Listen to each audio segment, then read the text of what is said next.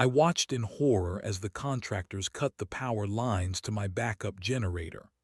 Patricia Hensley stood behind them with her arms crossed, a satisfied smile on her face. She had no idea what she had just done. Within minutes, my phone rang. It was the nursing home next door. Their main generator had failed again, and now they had no backup power. 67 elderly residents sat in the summer heat with no air conditioning. Medical equipment was shutting down. Lives were at risk. I ran to Patricia, my hands shaking with rage. "Do you understand what you have done?" I shouted at her. "People are going to die because of this." She looked at me with cold eyes and said, "I am just enforcing the rules. You should have followed proper procedures." That was the moment I realized Patricia Hensley had just signed her own destruction warrant. My name is Robert Martinez. I am 67 years old and I live in a small house on Maple Street in Willowbrook Estates.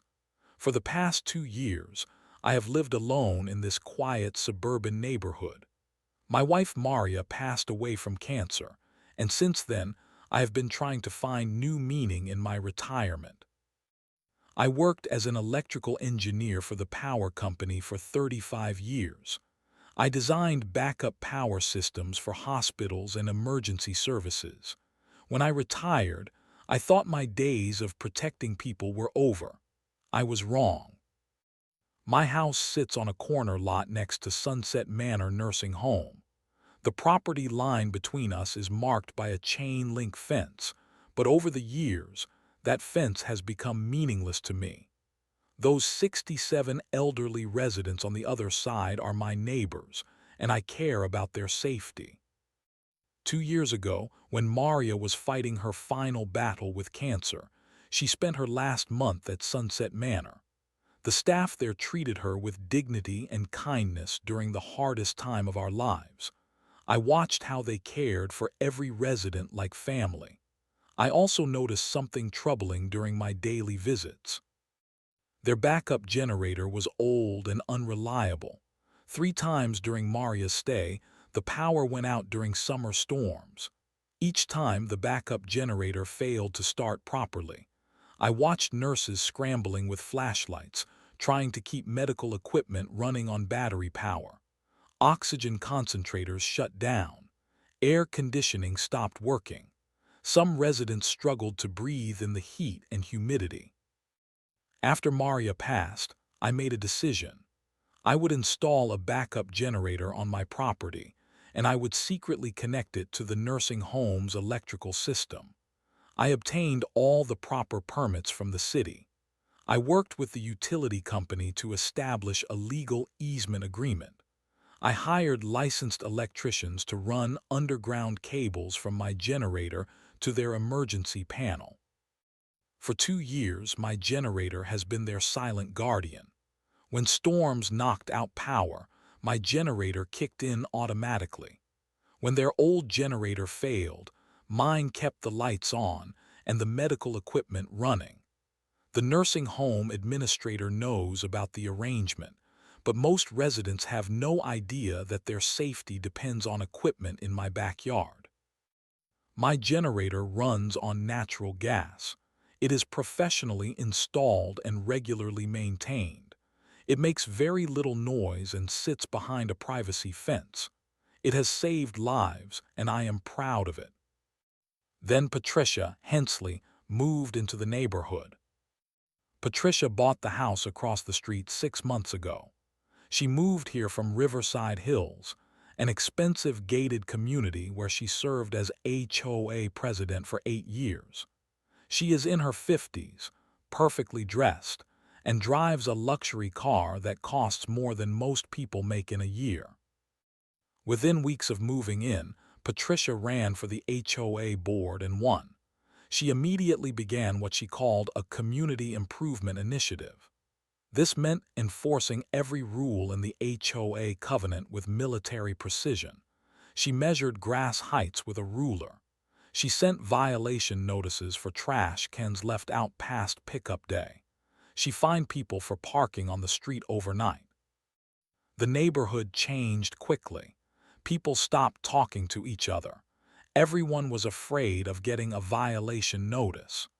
The sense of community we had built over the years began to crumble under her rigid enforcement. I tried to stay out of HOA politics. I kept my property neat and followed the rules. I thought my generator was safe because it was properly permitted and hidden from view. I was wrong. On a Tuesday morning in July, I was drinking coffee on my front porch when I saw Patricia walking up my sidewalk. She carried a manila folder and wore the expression of someone on official business. My stomach tightened. "Good morning, Mr. Martinez," she said in a crisp, professional tone. "I need to discuss a violation matter with you." She handed me a certified letter from the HOA. The subject line read, "Notice of Covenant Violation, Unauthorized Generator Installation." My blood ran cold as I read the details. "Mrs. Hensley," I said, trying to keep my voice calm, "I think there has been a misunderstanding. My generator is properly permitted and installed according to all city codes." She shook her head. "City permits do not supersede HOA covenants, Mr. Martinez. According to Section 4.7 of our community guidelines, generators are prohibited unless they meet specific aesthetic and noise requirements. Your unit violates both standards." I invited her to sit down, but she remained standing with her arms crossed. I went inside and retrieved my documentation folder. I showed her the city permits, the utility company agreements, and the professional installation certificates. "Everything is legal and properly documented," I explained. "The generator is quiet and hidden behind a privacy fence. It does not disturb anyone." Patricia barely glanced at the papers. "Legal does not mean compliant with our community standards," she said. "The HOA board has voted unanimously to require your generator removal within 30 days. My heart started pounding. "Mrs. Hensley, you do not understand the purpose of this generator. It provides backup power to the nursing home next door. 67 elderly residents depend on it for their medical equipment and air conditioning." She looked at me with cold indifference. "That is not our responsibility, Mr. Martinez. If the nursing home needs backup power, they should install their own generator on their own property." I felt my anger rising, but I forced myself to stay calm. "Would you be willing to visit the nursing home with me? I can show you exactly how many residents rely on powered medical equipment. Some of them will die if they lose power during a heat wave." "That is not necessary," she replied sharply. "The HOA board has made its decision. You have 30 days to remove the generator, or we will begin daily fines of $200. I stared at her in disbelief. "Mrs. Hensley, we are talking about human lives. These are vulnerable elderly people who depend on this backup power. Surely we can find a compromise." Her expression did not change. "There are no exceptions, Mr. Martinez. Rules exist for a reason. If we make exceptions for one person, everyone will want special treatment." I tried one more time. "The generator has prevented 3 medical emergencies in the past year. Without it, residents have been evacuated to hospitals during power outages. One woman nearly died when her oxygen concentrator failed." Patricia adjusted her purse strap and prepared to leave. "I am sorry for their situation, but it is not the HOA's problem. You have 30 days. If you do not comply, we will pursue legal action to force removal." She walked away, leaving me standing on my porch with the violation notice in my hand. I watched her cross the street to her perfect house with its perfect lawn. She had no idea what she had just set in motion. That evening, I called the other HOA board members. I explained the situation and asked if they would reconsider the decision. What I discovered made my heart sink. Patricia had recruited 3 new board members from recent arrivals to the neighborhood. They were all from expensive communities with strict HOA enforcement.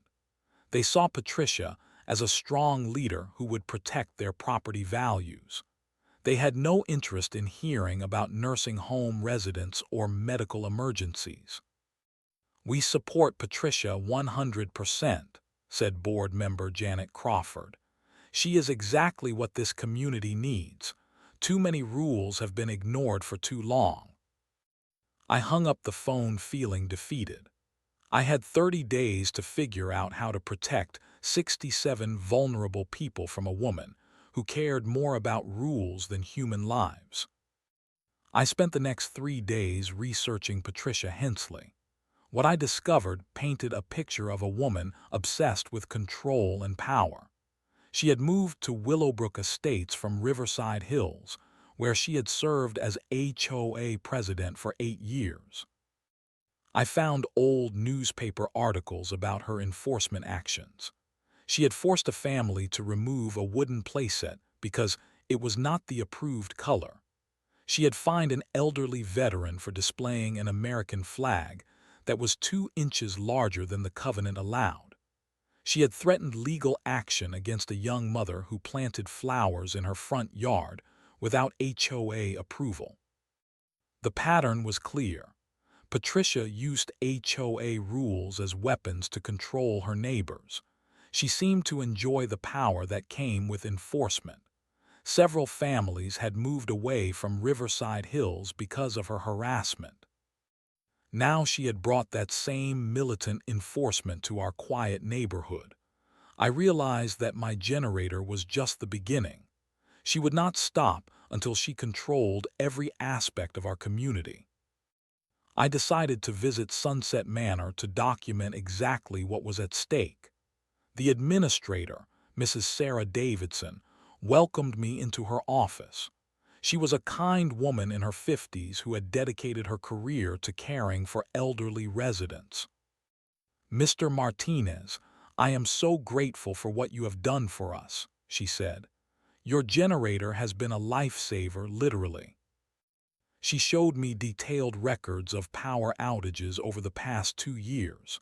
Their main generator had failed 7 times. Each time, my backup generator had kept critical systems running. Without it, they would have been forced to evacuate residents to hospitals. "Can you tell me exactly how many residents depend on powered medical equipment?" I asked. She pulled out a medical equipment log. 32 residents use oxygen concentrators. 15 have powered hospital beds that prevent bed sores. 8 use ventilators or breathing machines. 23 depend on powered wheelchairs for mobility. All of them need air conditioning because many medications make them sensitive to heat. The numbers were staggering. I asked her to put this information in writing, along with documentation of the previous emergencies my generator had prevented. Over the next week, I spoke with family members of nursing home residents. Each story broke my heart a little more. Mrs. Eleanor Chen's daughter told me her 89-year-old mother had chosen Sunset Manor specifically because of their reputation for reliable power and medical care. Eleanor had survived the Japanese occupation of Hong Kong and immigrated to America with nothing. She deserved to spend her final years in safety and comfort. Mr. Frank Rodriguez's son explained that his father was a Korean War veteran who had earned 2 Purple Hearts. Frank's breathing machine was the only thing keeping him alive. Any interruption in power could be fatal. These were not statistics. They were real people with families who loved them. Patricia Hensley was threatening their lives over aesthetic guidelines and noise ordinances. I also researched HOA law and discovered something important. Utility easements and emergency services are protected by state law. HOA covenants cannot supersede legal agreements with utility companies. My arrangement with the power company predated the HOA covenants and should have been legally protected. Armed with this information, I decided to make one final appeal to Patricia. I prepared a comprehensive presentation with medical documentation, legal precedents, and testimonials from families. I called Patricia and asked for a meeting. She agreed to see me at her house the following evening. I arrived at her door with a thick folder of documentation. I explained the medical needs of the residents. I showed her the legal protections for utility easements. I shared stories from families whose loved ones depended on my generator. Patricia listened with a blank expression. When I finished, she was quiet for a long moment. "Mr. Martinez," she finally said, "you are wasting both of our time. The HOA board has made its decision. I am increasing your daily fine to $500 effective immediately." I stared at her in shock. $500 a day for what? For continuing to operate an unauthorized generator after receiving official notice of violation, she replied coolly. That night, I realized that reason and compassion would not work with Patricia Hensley. She had declared war on me and the nursing home residents. I had to prepare for battle. On day 28 of the 30-day deadline, I woke up to the sound of truck engines in my driveway. I looked out my bedroom window and felt my heart stop. 2 contractor trucks were parked behind my house. Patricia Hensley stood beside them, pointing at my generator. I threw on clothes and ran outside. 3 men in work uniforms were setting up equipment near my generator. One carried heavy wire cutters. Another had a power saw. "Stop," I shouted. "What are you doing?" Patricia turned to face me with a satisfied smile. "Good morning, Mr. Martinez. We are here to disconnect your unauthorized generator." "You cannot do this," I said, my voice shaking with anger. "You have no right to touch my property." She pulled a folded document from her purse. "Actually, we do. This is a court order obtained through emergency HOA proceedings. You failed to comply with the violation notice, so we are authorized to remedy the situation ourselves." I grabbed the court order and read it quickly. My stomach dropped. It was legitimate. Patricia had convinced a judge that my generator posed an immediate threat to community safety and property values. The order authorized the HOA to remove the generator at my expense. "You were not notified of the hearing because you were considered non-responsive to previous notices," Patricia explained with false sympathy. "Non-responsive," I shouted. "I presented you with documentation proving everything is legal. I showed you medical records proving people depend on this generator. How is that non-responsive?" She shrugged. "You failed to remove the generator as ordered. That constitutes non-compliance." I turned to the contractors. "Please, you do not understand what you are about to do. This generator provides backup power to the nursing home next door. If you disconnect it, elderly residents could die." The lead contractor looked uncomfortable. "Ma'am," he said to Patricia, "is this true? Are we cutting power to a nursing home?" Patricia's expression hardened. "You are removing an unauthorized generator from private property. What happens to other properties is not our concern." I ran to my house and grabbed my phone. I called Sarah Davidson at the nursing home.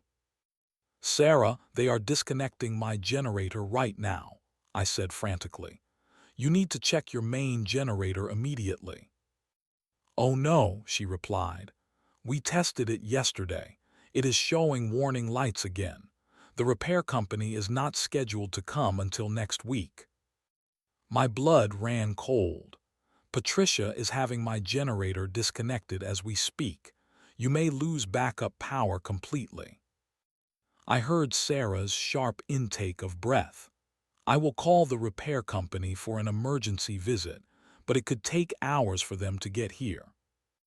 I ran back outside. The contractors had already cut the main power lines. My generator sat silent and useless. Patricia watched the work with obvious satisfaction. "You have just killed people," I said to her, my voice barely controlled. She looked at me with cold eyes. "I have enforced community standards, nothing more." Within 2 hours, my phone rang. It was Sarah Davidson, and she was crying.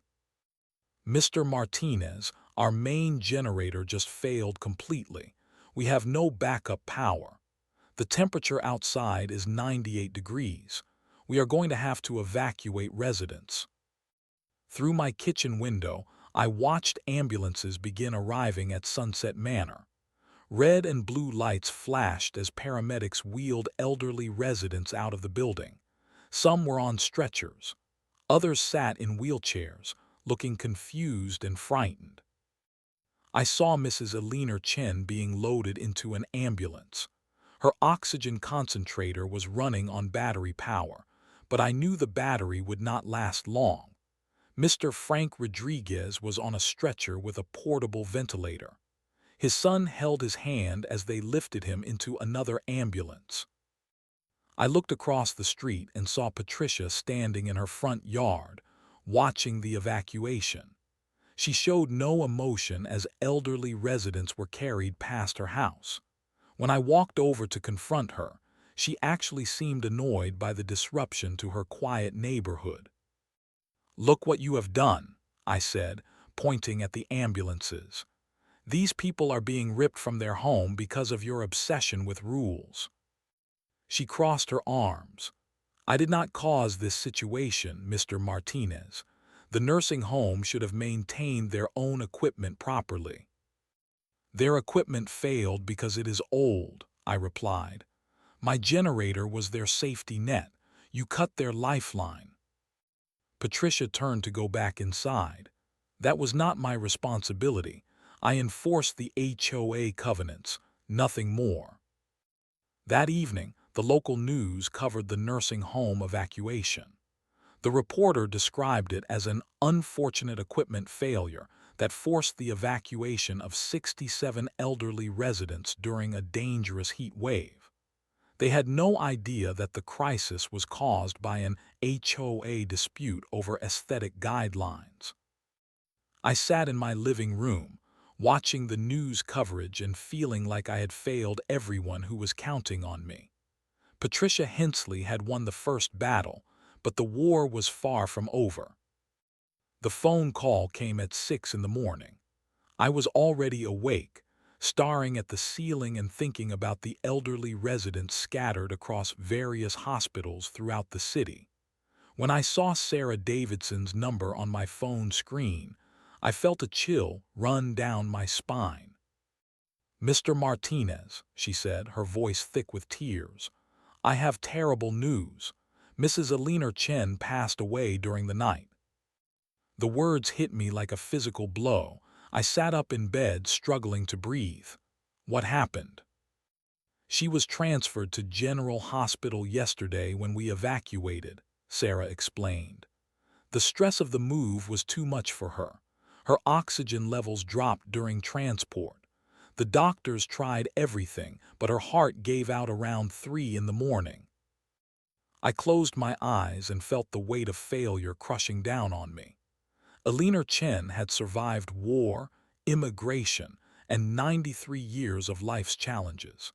She had died because Patricia Hensley cared more about HOA rules than human lives. "Sarah, I am so sorry," I whispered. "This is my fault. I should have stopped her somehow." "No, Mr. Martinez," Sarah replied firmly. "This is not your fault. You did everything you could to protect our residents. Alina's death is on the hands of the people who cut your generator lines."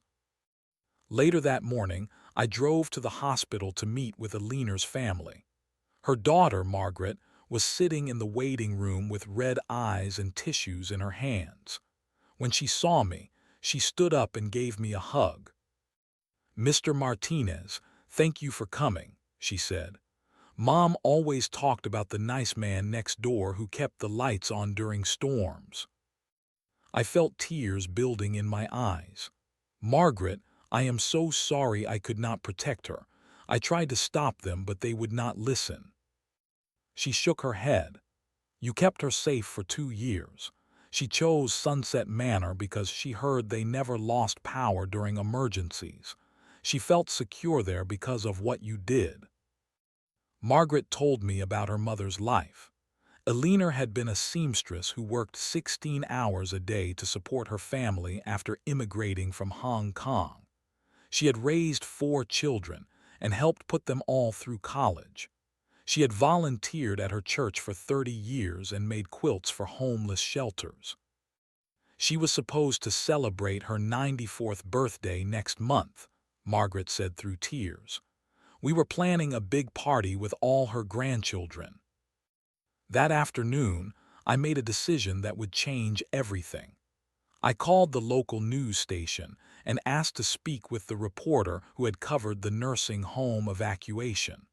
I told her there was more to the story. Reporter Lisa Chen arrived at my house 2 hours later with a camera crew. I explained the connection between the HOA dispute and the nursing home crisis. I showed her my documentation, the permits, the easement agreements, and the medical records Sarah had provided. "Let me understand this correctly," Lisa said. "Your generator was providing backup power to the nursing home, and the HOA forced you to disconnect it over aesthetic concerns." "That is exactly right," I replied. I tried to explain to Patricia Hensley that lives were at stake, but she did not care. She said it was not her responsibility. I provided Lisa with recordings of my conversations with Patricia, documentation of the HOA proceedings, and testimonials from nursing home families. The story was explosive. The news segment aired that evening. Lisa Chen laid out the timeline clearly. My generator had been protecting nursing home residents for 2 years. Patricia had forced its disconnection over HOA violations. The nursing home's main generator had failed, leaving residents without backup power. Eleanor Chen had died during the evacuation. The segment included my interview, where I explained how I had tried to reason with Patricia and the HOA board. It showed Patricia's house and included a brief statement from her attorney. Mrs. Hensley was simply enforcing community covenants. She cannot be held responsible for equipment failures at neighboring properties. The story exploded on social media. Within hours, thousands of people were sharing the video and expressing outrage at Patricia and the HOA board. Comments poured in from people who had experienced similar HOA harassment. Many shared stories of elderly relatives who had suffered because of bureaucratic inflexibility. Patricia doubled down in a follow-up interview the next day. Standing in front of her perfectly manicured lawn, she told another reporter, "I was elected to enforce community standards. Mr. Martinez had 30 days to comply with HOA regulations. He chose not to follow proper procedures. I cannot be held responsible for his decisions." Her cold, unemotional response made everything worse. Social media exploded with anger at her lack of empathy. People began calling her Generator Karen and demanding justice for Eleanor Chen. My phone rang constantly. Electrical contractors offered to restore power to the nursing home for free. Lawyers called offering to represent me pro bono. A GoFundMe page raised $50,000 in 2 days to help with legal costs and nursing home improvements. But none of that could bring Eleanor Chen back. She was gone, and Patricia Hensley still lived across the street in her perfect house, apparently feeling no remorse for what she had caused. The war was about to begin. Within a week of the story going viral, I had assembled a legal team that would have made any corporation nervous. 3 different law firms had offered to represent me pro bono, and I chose the one with the most experience in HOA disputes and wrongful death cases. My lead attorney, Michael Rodriguez, was a sharp man in his 40s who specialized in cases involving the abuse of authority. He had been following the story on social media and was personally outraged by Patricia's actions. "Mr. Martinez," he said during our first meeting, "we are going to file multiple lawsuits that will make Patricia Hensley wish she had never heard of your generator." The first lawsuit was against the HOA for exceeding their authority and violating state laws protecting utility easements. The second was against Patricia personally for reckless endangerment and intentional infliction of emotional distress. The third was a wrongful death suit filed jointly with Alina Chen's family. But the legal case was just the beginning. Sarah Davidson, the nursing home administrator, joined our legal action with explosive evidence. She revealed that the contract between the nursing home and me for backup power services had been filed with the county and predated the HOA covenants by 5 years. This means the HOA never had the legal authority to interfere with the generator, Michael explained.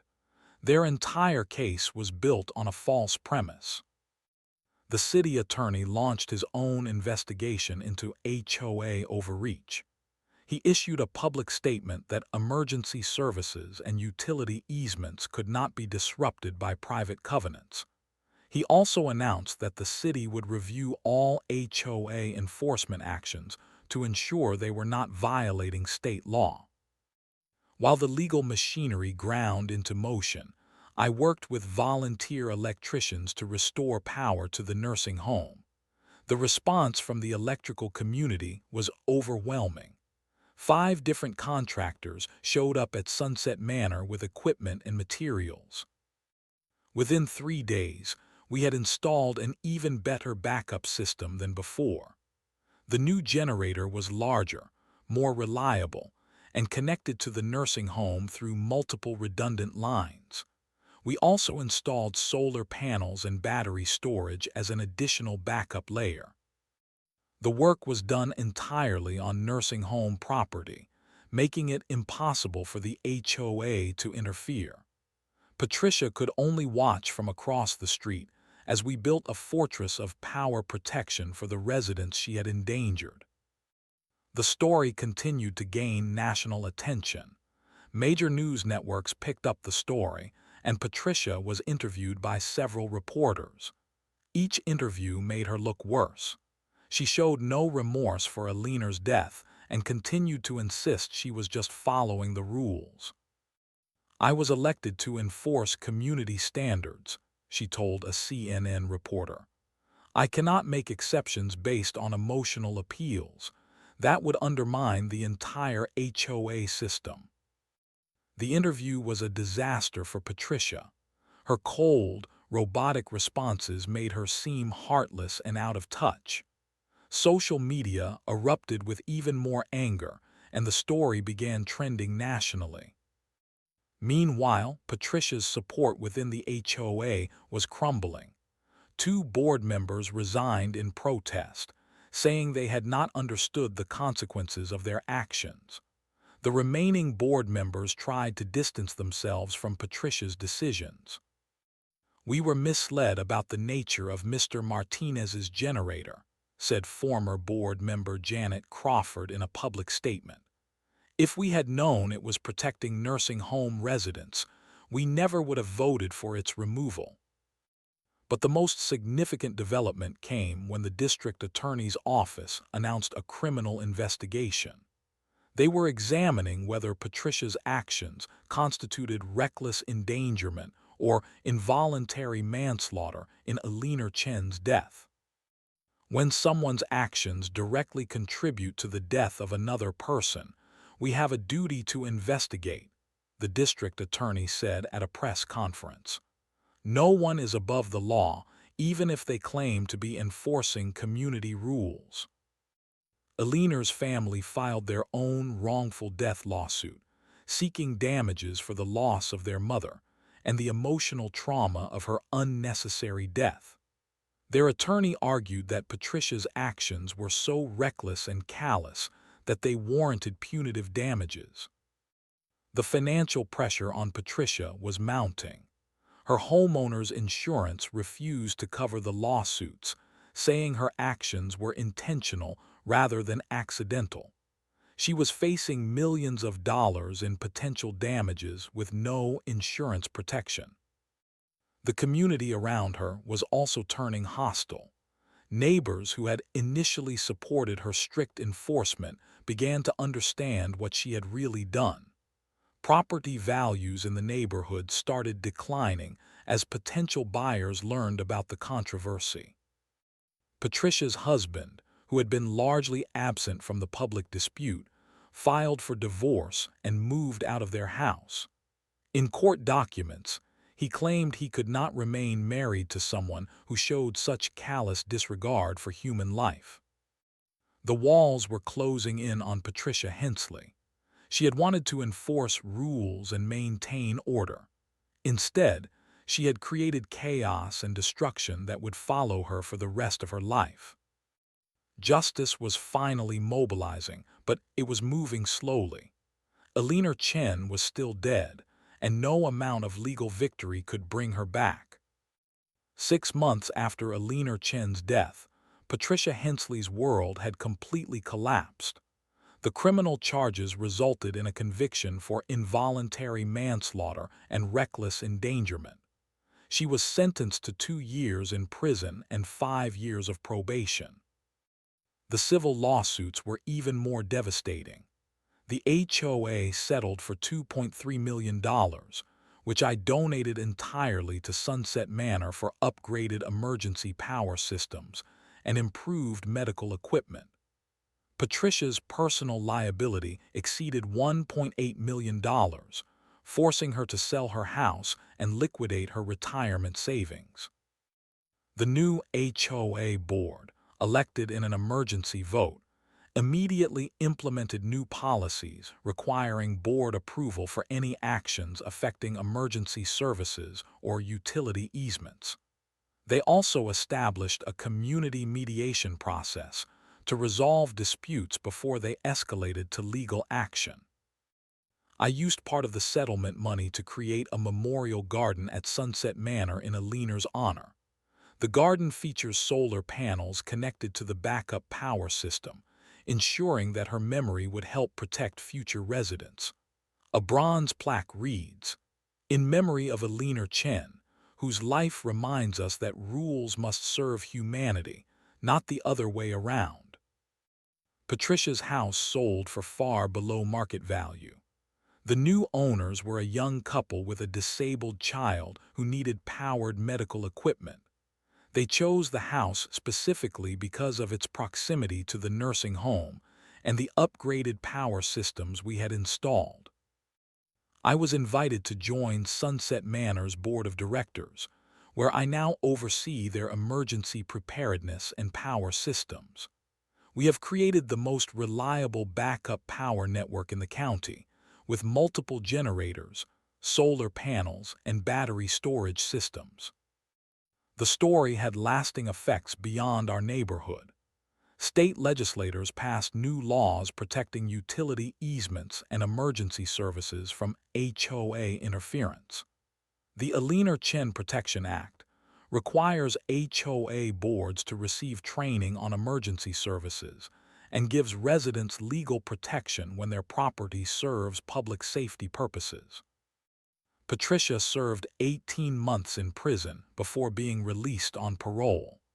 She moved to another state and works as a retail clerk under a different name. She is prohibited from serving on any HOA board or property management position for the rest of her life. The nursing home now has a waiting list of families who want their loved ones to live there because of our reputation for safety and reliability. We have prevented 4 major medical emergencies in the past 6 months, and no resident has ever lost power since the new systems were installed. I still live in the same house on Maple Street. Every morning, I check the status of our power systems. Every evening, I walk through Eliner's memorial garden. I think about how standing up for what is right sometimes requires fighting battles you never wanted to fight. Eliner Chen deserved to live out her final years in peace and safety. I could not save her, but I made sure her death was not meaningless. Sometimes protecting the vulnerable requires taking on people who abuse their authority. It is always worth the cost. The generator still runs in my backyard, quieter now but more powerful than ever.